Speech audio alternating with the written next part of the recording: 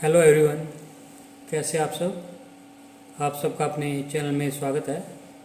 आज मैं आपको एक कहानी सुनाने जा रहा हूँ जिसका टाइटल है कंजूस की पार्टी। तो शुरू करते हैं। जब सुमितेश दफ्तर पहुँचा तो उसे हार्दिक से खुशखबरी मिली। उसने तो जाने की तैयारी पहले ही कर ली थी, बस रिलीविंग आर्डर आने के इंतज़ार में था। जैसे ही मिल गया उसने दिल्ली का टिकट कटाया। मुंबई के दिन ख़त्म हो रहे थे। आखिरी हफ्ते में उसके दोस्तों ने उसे ट्रांसफ़र की खुशी में पार्टी की फरमाइश की। उसने बड़ी खुशी से पार्टी दी। उसने किसी से पार्टी की उम्मीद नहीं की थी, पर उसके कलीग ब्रजेश की जिद थी कि पार्टी देगा। सुमितेश ने मना कर दिया, पर वो माना नहीं। तब इनकार करे भी तो कैसे। वो न तो हाल हाँ बोल पा रहा था और न ही ना बोलते बन पा रहा था। ब्रजेश कुछ दिन उसके साथ बाद में उसके दूसरे सेक्शन में ट्रांसफ़र हो गया। सुमितेश उसे इतनी अच्छी तरह जानता नहीं था। एक दिन ब्रजेश कैंटीन में सुमितेश को लंच के लिए इनवाइट करता है। सुमितेश का मन नहीं था। वो ही बार बार फ़ोन करके कहता है, तुम ठीक 2 बजे कैंटीन में आना, हम वहाँ पर खाना खाते हैं। जब लंच का समय 1 से 2 बजे का था, सुमितेश बेचारा 1 घंटा भूखा मरा। करे भी तो क्या करे। वो 1 घंटा सपना ही देखता रहा।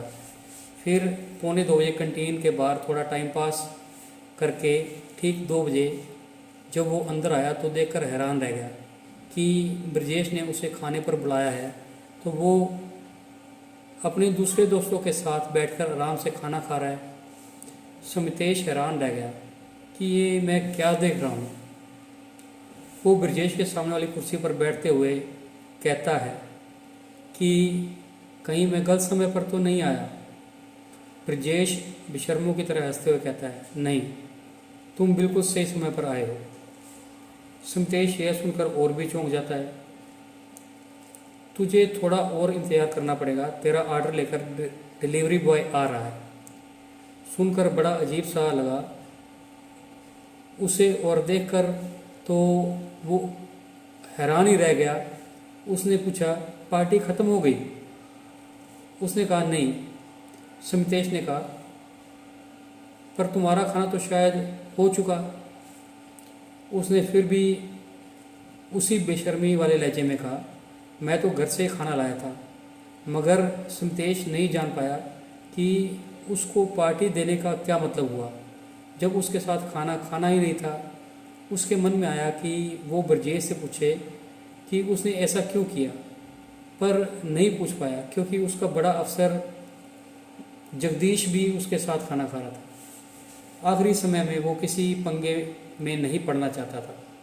उसने सोचा कि खाना तो ढंग से मिलेगा, पर जब पार्सल खोला तो उसके आश्चर्य का ठिकाना नहीं रहा।